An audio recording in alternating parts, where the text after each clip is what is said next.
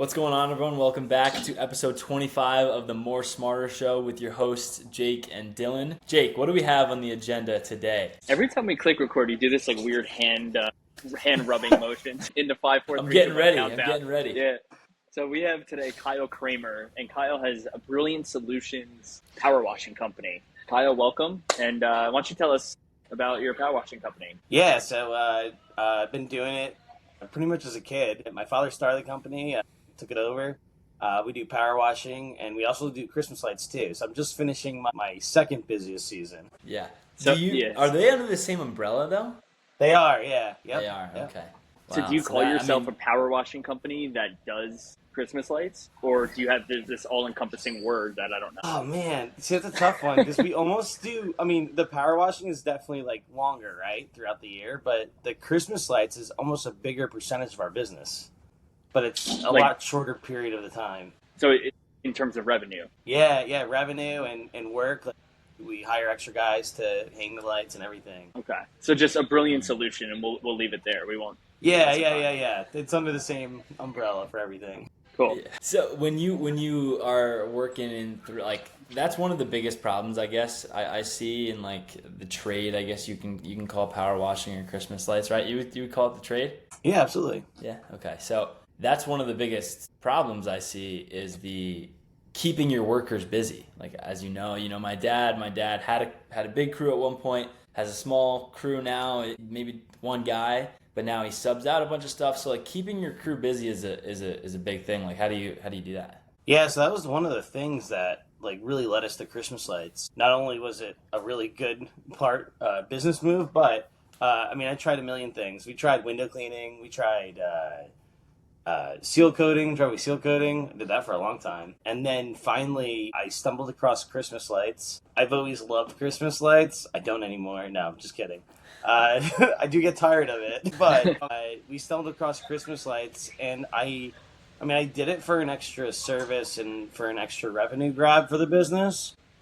Exactly what you said, you nailed it right on. Like, it solved my employee problems because instead of working 8-9 months out of the year, we really like only have like a month off because everyone's like, well, no, it's after Christmas, you're done. Well, no, we have to take down all the lights, so that takes another month, right? And then last year we were still doing like permanent lighting for wedding venues in February. I mean, last year we barely had an off season, but it really helped the workers working all year long, which is awesome because at the end of the day, one of your most valuable assets to your business are your employees, right? You want to keep them happy. You want to keep the same guys because they know what's going on, right? If they're good. So it really helped. So give us a high-level overview of what Kyle's day looks like as owner of this company. A firefighter. All right. So Christmas lights, we could almost separate between power washing and Christmas lights because power washing is like, I feel like I'm on a cruise, right? Everything is like exactly how it should be. It's fine. With Christmas lights, it ramps up, and it's we're hiring more people, so there's a lot more new guys. There's more trucks on the road. There's everything, right? And it's chaotic. It's this crew forgot this. So I'm a delivery boy. I'm giving estimates. Most of my job for Christmas light season is estimates. I mean, we give tons of estimates. So I'm a sales guy mostly at heart, but on top of that, I'm pretty much a jack of all trade. I mean, if a crew didn't finish the job, I'm hanging lights. But on the power washing side, like it's a smooth sailing, ship, right? Like I don't know, I might play golf with Dylan one day. But you would only say that that's a smooth, like it's a cruise because you've been doing it for the longest. Do you think that you can get to that point with the Christmas lights, or it's a whole different piece? Yeah, it's definitely a goal, but it's just like with the Christmas lights, it's such a short season, right? So like it's like, oh, next year I'm gonna do this. So next year I'm gonna do this, right? And then all of a sudden this year, like my marketing budget increased tremendously because I was trying to grow it rapidly, and I did. And I grew way more than I thought I could, which is good, right? It's a good problem. Yeah. I didn't have the people in place. I didn't have the crews in place. The guys were working 7 days a week. I felt like I was working 8 days a week. It was chaotic. I guess in next year I'm like, okay, I'm gonna add 2 more trucks and this, and yeah, it's good. But then am I gonna have the same problem next year where I'm like, I'm gonna grow again? It's tough. So let's dive deeper there because on the More Smarter show, we like to hear that you're having challenges, honestly, and dissect them. So talk to us about growth. So growth, and so for me, for Christmas lights, the hiring process is the hardest part. Getting good, reliable, dependable people is tough. And everyone always says hire slow, fire fast, right? But when you're in desperate need of guys, it's like, how do you do that? And I remember Dylan and I had this conversation last time too. So there's actually a service that we use, and we're hiring 24/7 all throughout the year. Even if we're not hiring, we're hiring. And it's really awesome because when, like this year for Christmas lights, when I needed to hire more people, it literally sent out to everyone who's applied in the last year. And I had interviews lined up every single day, like 8-9 interviews every single day. And that's how we were able to hire so many guys this year. But I didn't have the trailers in place, the trucks in place, and stuff like that, which kind of set me back a little bit. What did that look like though? When you just had guys like walk in with Christmas lights on Route 46? Yeah. Like, walk in the house? Oh, no. Like, so the hiring process, or? Yeah, well, so you don't have the back end system for all the people that you have. How do you actually put these guys to work? Yeah, so they go through training first, and then after it's 3 days of training, and then after training they'll be installing lights. It's pretty most of my guys that work with me all year, they'll be crew leads. So we have that, and they've also been doing lights for many years. So that part, and some of them, I have more of those than I need, which is a good thing. So I can grow more, but I didn't have the trucks or the trailers because we actually lease trucks for 3 months for Christmas lights. So we don't have the overhead of having new vehicles or having vehicles down in maintenance and that sort of things. But they take a while to get. They're not like, that's not something I can get like tomorrow, Yeah. True. So if you hire someone new, do they, what's the word I'm looking for? Answer to you? Like, are you directly above them, or is there someone in between? There's someone in between. So I have an operations manager, That's Rich. great. So he'll be there first, and then if Rich is out, obviously they'll answer to me. If they have questions on like, hey, how's this job going? Because Rich is running a crew too. But most questions go to Rich, but then eventually they go to me too. That's great. So it sounds like you have like the hierarchy really built out, and your systems sound pretty awesome for that, for growth. Yeah, no, I like to, but there's always improvement. Like, you always can learn something. I don't know. The other day I was reading a book, Influence, and it's really psychology, right? And it's so true, and it's like I have a good, better, best package, right, for power washing, and they're like, yeah, you should always do the highest price first to the lowest price, and I was like, yeah, that's I said, yeah, I always say it, but if you actually read my estimate, it does the lowest price first. But if I'm on the phone like selling someone, I'll tell them the highest price first, but when they read it, they're reading the lowest price first. I was like, I gotta fix this right away. Wait, quick follow up on that. Isn't it the medium price that's probably the most commonly bought? I know for Cold Stone, when it was a like it, love it, and gotta have it, me and my friends always got to love it, the in between. Yep, you're trying to sell everyone on the middle package, but you're giving them the highest package, right? And then you're giving them the middle package, and then you're giving them the lowest package, and then since you start at $900, $700 house wash isn't that bad, and a $600 house wash is like, wow, that's really cheap. I don't want to be cheap. Yeah. The good, better, best. I haven't heard that actually. That's really smart. I want to dive deeper into what your org chart is, because I know that you have like the crew of people. It's not as good as you think. Sounds great.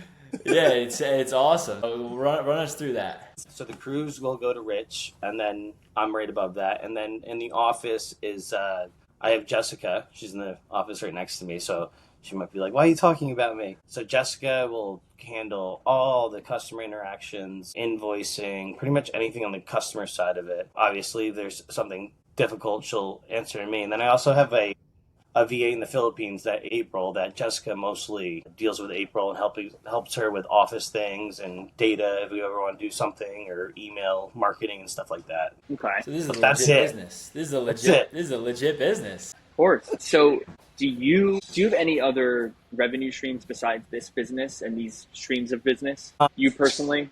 Everything comes off this bill. I guess the building I own is a different LLC, and I pay rent, but that's about it. Sure. So I was going to ask, have you ever read the book Profit First? Yes. Okay.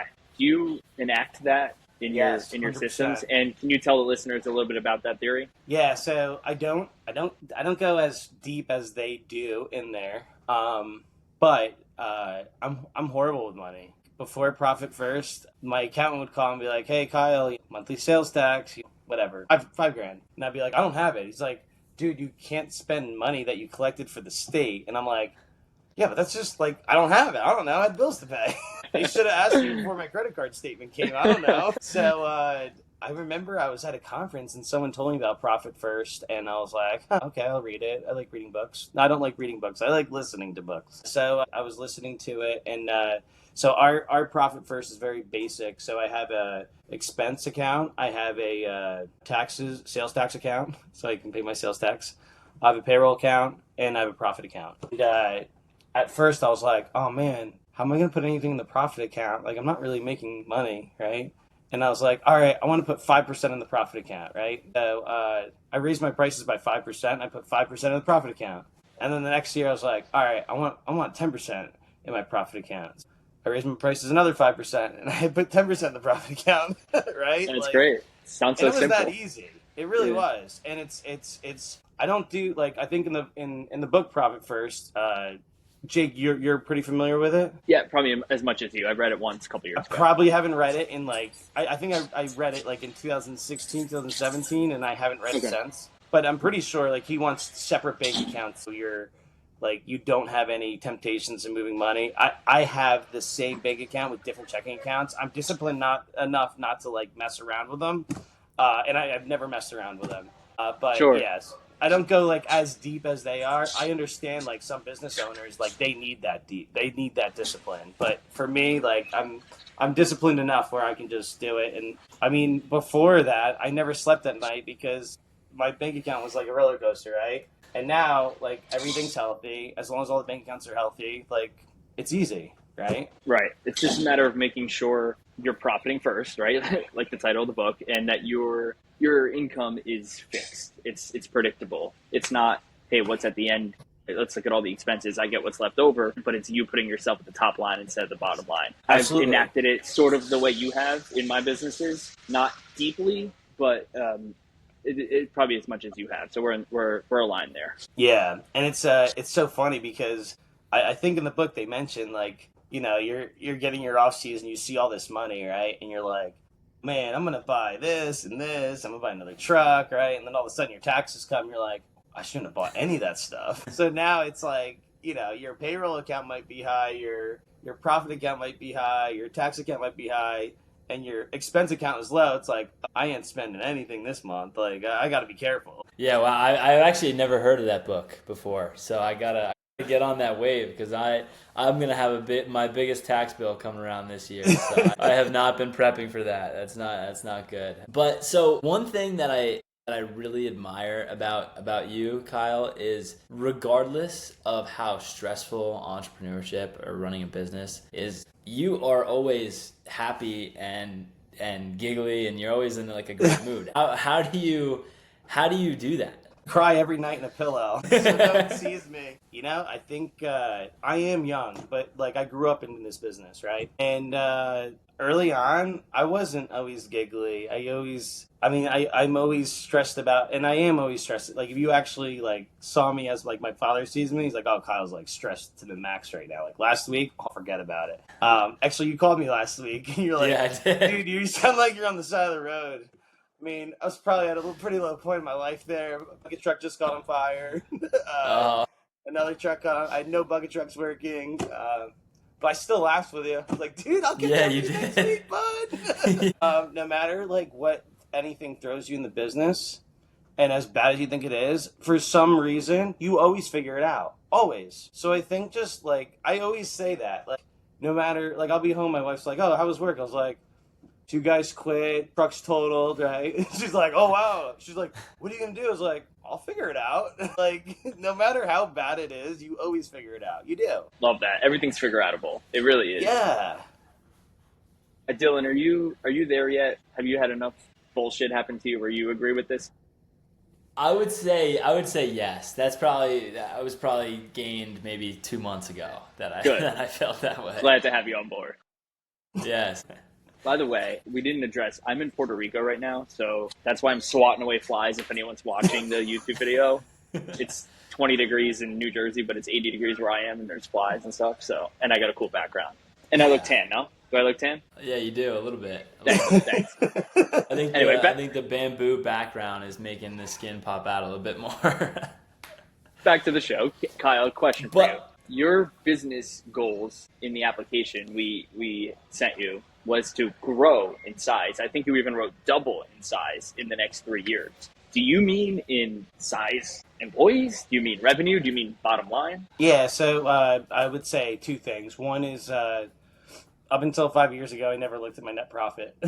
And up until 3 years ago, my net profit was garbage. So it's so funny because people like, you see a big business, right? And you're like, wow, that'd be awesome to have that business. And half the time you say that, their net profit is awful, right? And you can have this small little business, but have an awesome net profit. I mean, at the end of the day, the most important part of a business is the net profit. So when I say double, I kind of say I'm kind of going off my gross revenue, but also if I doubled my net profit, that would be even better, right? Like that's the whole goal, right? But it's so funny because there was a conference earlier this year and this guy spoke and he talked about 10xing your business. I know that's a big thing and everyone's using that term now, right? But he goes, does anyone remember when is anyone doing over $1 million, right? And, a couple people raised their hands and stuff. And anyone doing over $10 million? And there's everyone's looking around the room like, oh, who are the ballers, right?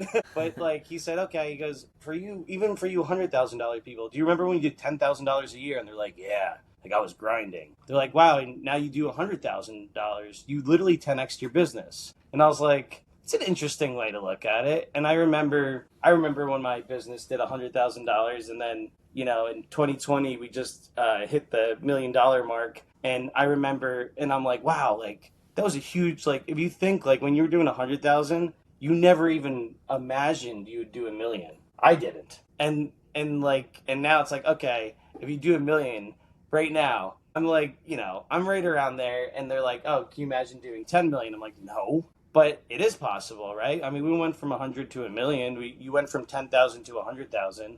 It is possible, but it's crazy to think that way. But I mean, you brought up a good point too. Everyone wants to double or 10x or anything, but the most important thing is your net profit. And your net profit becomes a lot harder to grow if you're scaling because now you're hiring more people, and that just immediately eliminates the net profit. Yes and no. I mean, if you have more crews, I mean, you're still paying the same for the CRM. You're still paying the same for rent. Maybe you have to grow a building or something. But I mean, there is some things that are static.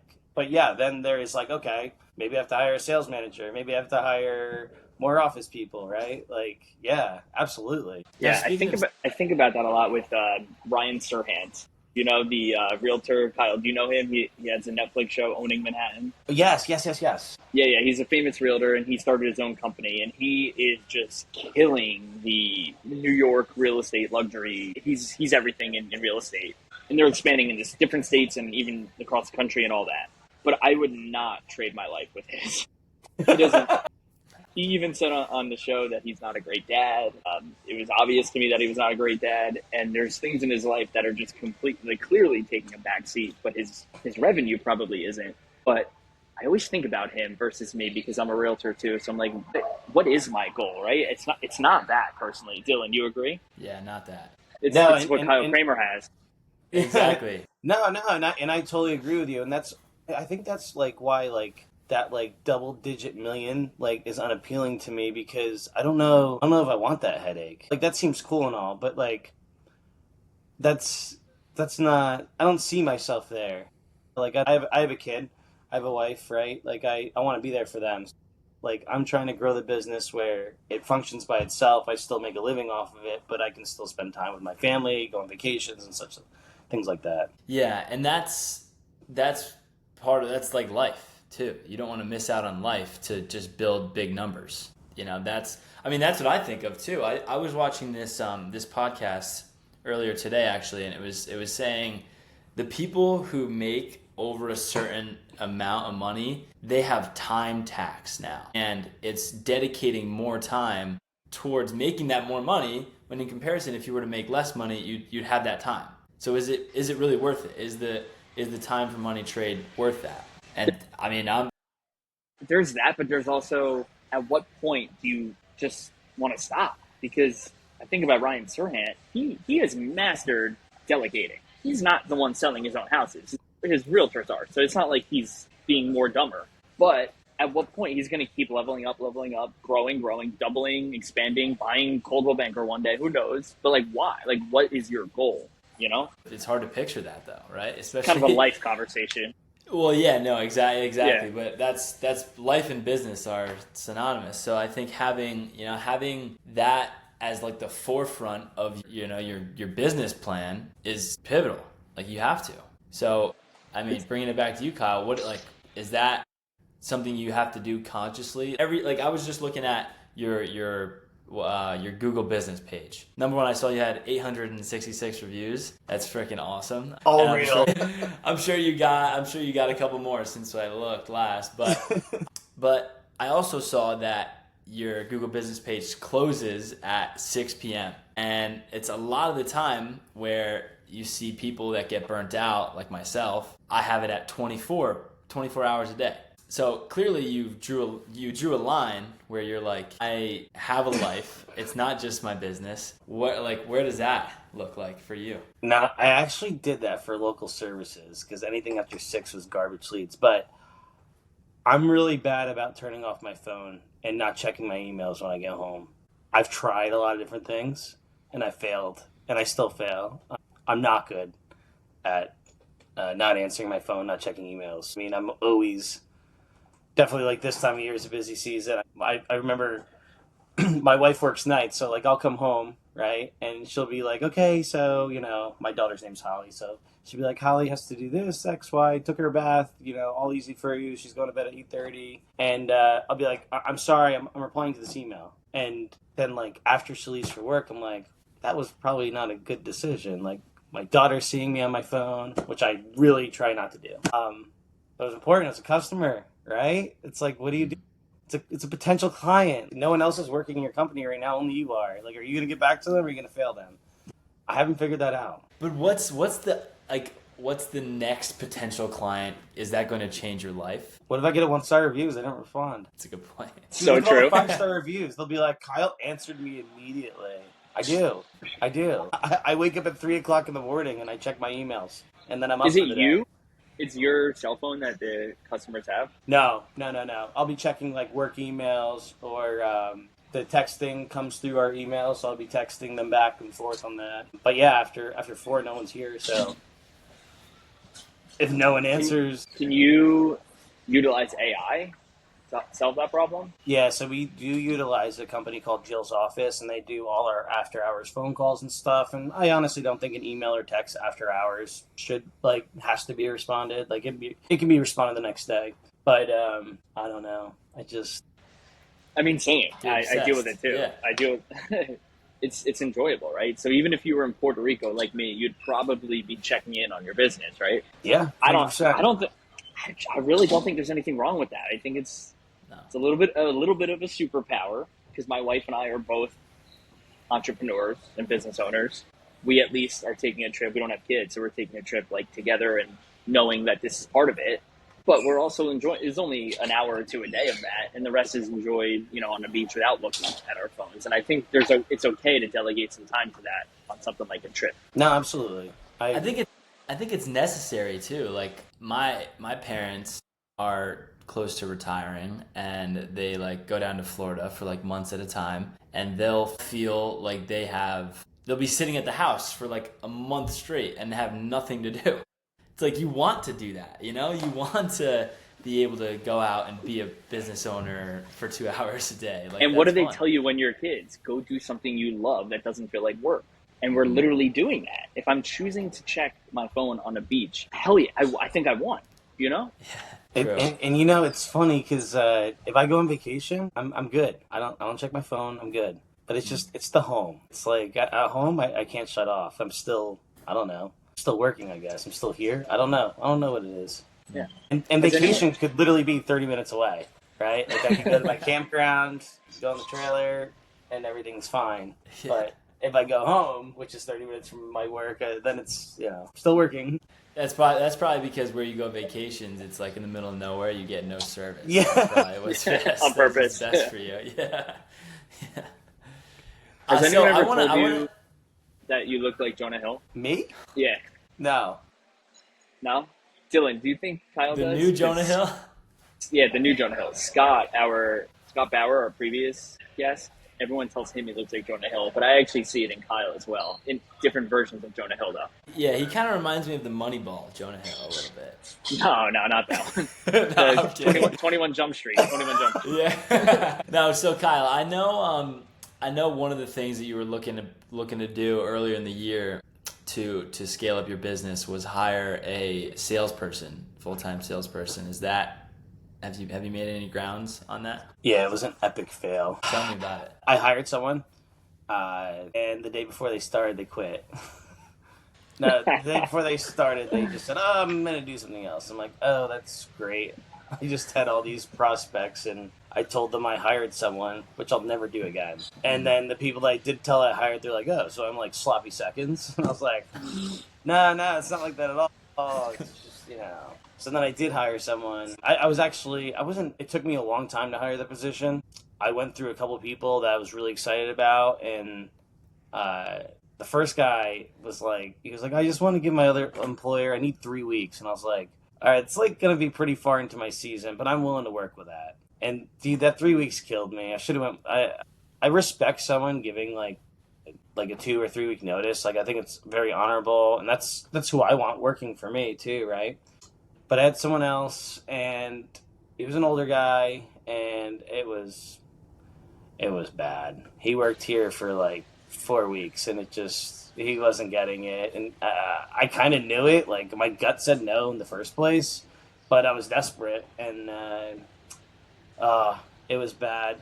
I learned a lot from it, though. I didn't have the full systems in place for it, so it was a good thing in a way, but I still have a lot more work to do for it. Can you share a little bit about the structure you have set up with a salesperson?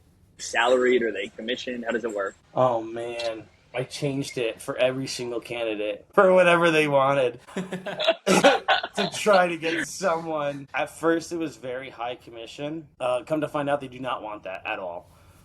Then Bad salespeople don't want that. Yeah, actually, one of the first people I hired, it was 100% commission. He goes, "I'm not worried about this," and I was like, "I like this guy, tough guy, right? Like, I'm not worried about this. When do you think when do you think the leads will come in so I can hit these numbers?" Like, that was his. Like, I was like, "Oh, this is the guy. Oh, you're gonna make me cry, man. I wish that guy stayed with me." All right. So, anyways, I ended up doing a pretty heavy salary and a bonuses on gross sales, like 50,000, 100,000, every like 50,000 or 100,000, they would get a certain amount of bonus. But it worked out to be the percentage that I wanted, anyways. But if they took a heavier salary, the total percentage almost went down a little bit.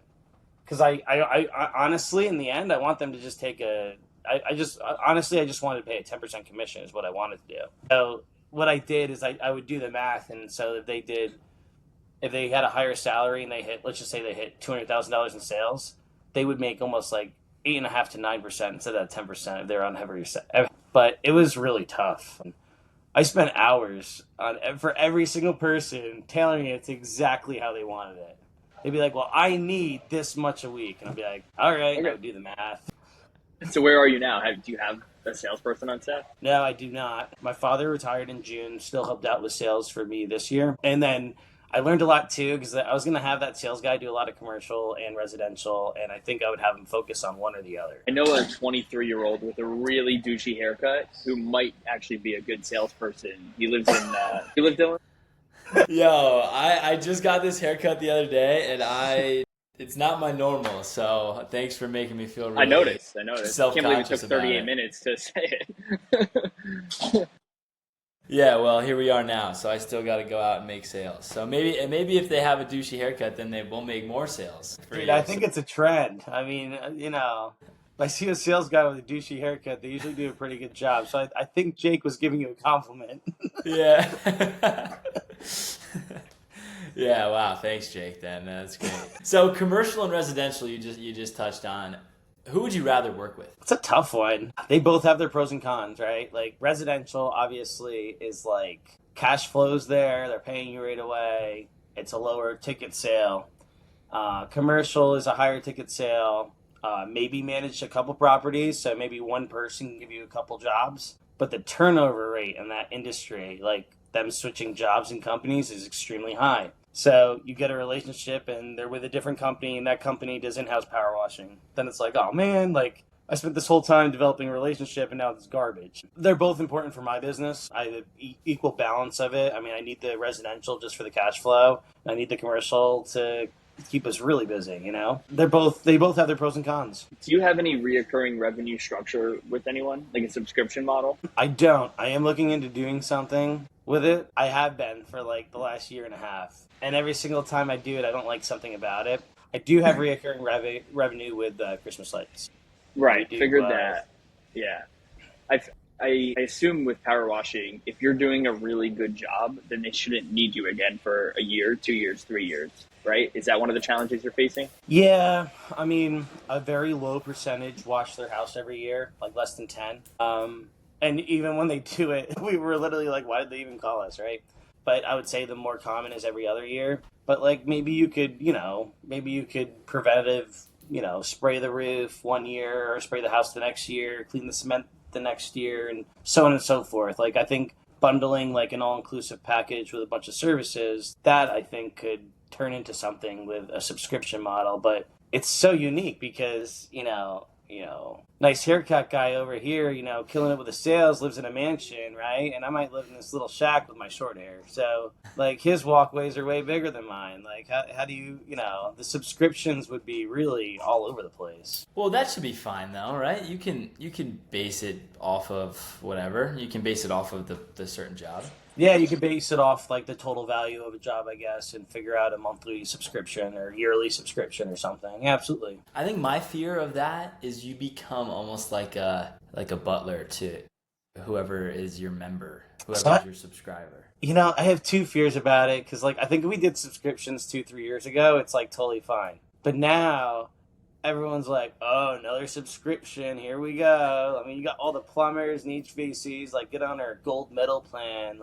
Well, it will come out within 24 hours, right? It's only $700 a year. It's like, oh my gosh, another subscription, I don't know. It might turn people off. I tried with permanent lighting doing subscriptions, and I haven't sold one. I've tried different things, and people are like, just give me the price. I want to pay for it full. I don't ever want to pay you a monthly fee. I'm like, okay, I'm sorry. I guess the market will tell you how the idea is. So do you do estimates yourself, or does someone on your team do them? I do them. Rich will do some too. And then like a lot of power washing is all over the phone. Okay, so estimates, you don't really go out there. Maybe for the Christmas lights you do, but for the Christmas power lights washing you don't. Bigger power washing jobs, yeah. There's a certain number value will go out. And you base that off of what? Square footage of the house, or how do you square footage of the house and what type of services they want.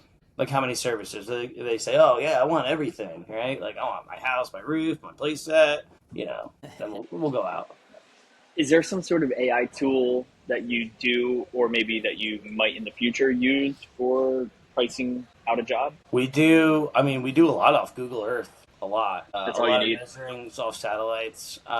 It just gets a little tricky with a really wooded lot or a house covered with trees. That's the only real reason we would have to come out. We ask people to take pictures. We can judge it off that, so we can kind of see off the map and the pictures where it is. But there's a couple tools that we use for like data mining for like property managers and stuff that will like measuring the square footage of the condos and stuff on mostly Google Earth. Honestly, I know it's not AI, but it's a tool we use.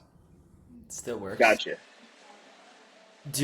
So power washing is a very trendy business right now. There are a lot of people going door to door selling their power washing. As you being in the business for 15 years, is there a way that you stand out besides, being in the business for 15 years? Yes and no, right? Like, you're always going to get the people that their number one buying factor is price. And I came to terms that that's not my customer. Like, if that customer only wants price, that's probably not my customer, and I don't really want to deal with that customer. All the other guys can have them.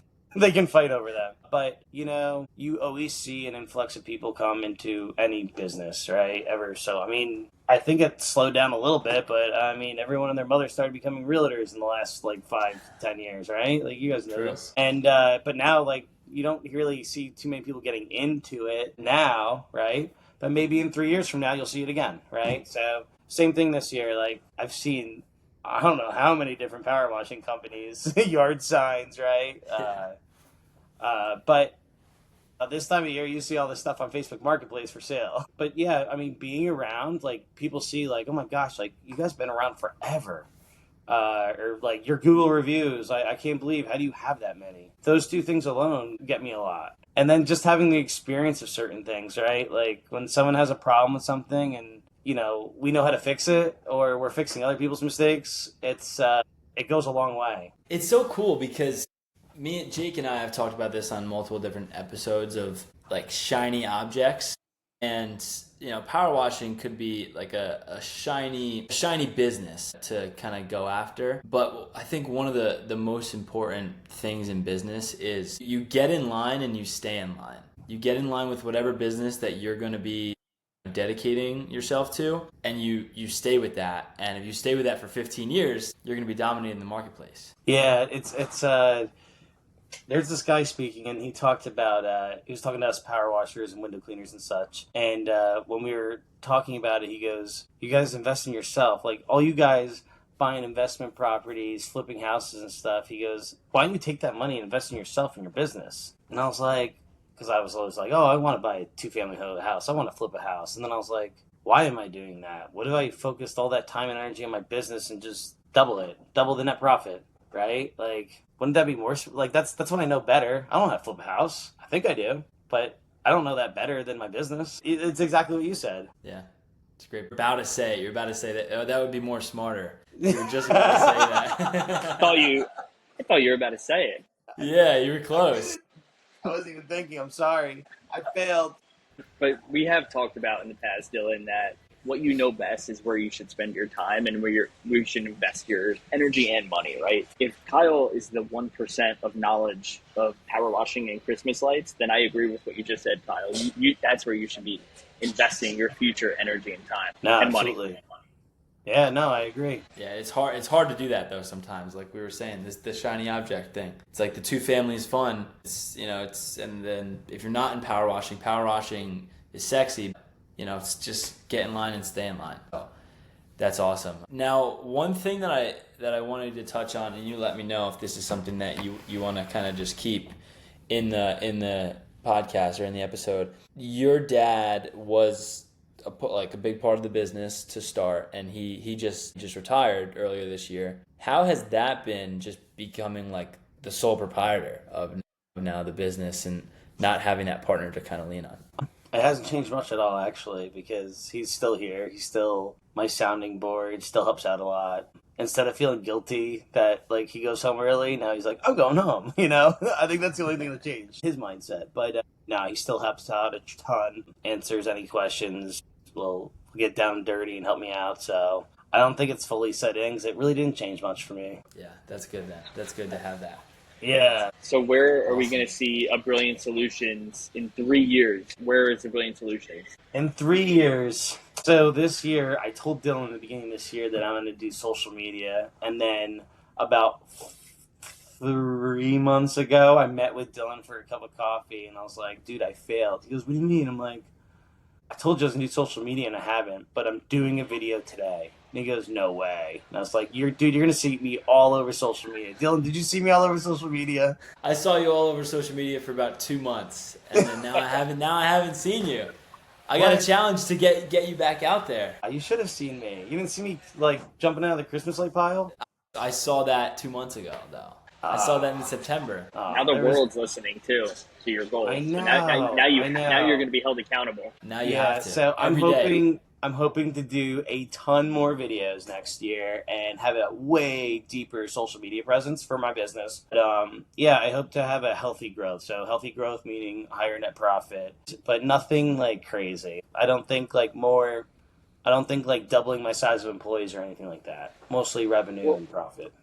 Well, if you're gonna be a great Instagram marketer, social media marketer, and the leads start coming in, are you prepared for that? Yeah, absolutely. Yep. Yeah, so And I guess like another. so even the Christmas light season, so we have a constant hiring. Like our hiring is always advertising on Indeed, always giving interviews. So we'll start doing interviews again in February. So whenever we need someone, we can pick 2, 3 people off there and get them out and rolling. All right, well, we'll write that down then. The universe hears it, so there's We'll a do it. 3-year goal. So Yeah. acquire new leads through social media. And by the way, who paid for the coffee when you and Dylan met for coffee? I had to. All right, good. He was 10 minutes late. Yeah, I was. I'm glad that's out there I too. was. Yeah. Look, Kyle Kramer, the owner of A Brilliant Solution, is one of the nicest guys in the world. So I wish him nothing but the best in business. And Kyle, where can the millions of people that watch us find you? Hopefully on a Facebook advertisement, but our website is a-brilliant-solution.com. I know I have the dashes in there. My dad sold the business. We bought it back, and the guy didn't pay for the domains. Long story, but I'm on Facebook. I'm on Instagram, I think. I don't know. I don't really check Instagram, but Same name, A Brilliant Solution? A Brilliant Solution, yep. Awesome. Well, sounds good. Kyle, it was great talking with you. Is there anything you want to finish off with here? No, thank you guys so much for having me. Thanks, guys. Awesome, of course. Guys, everyone like, follow, and subscribe to the More Smarter Show. Only if you like it. Adios.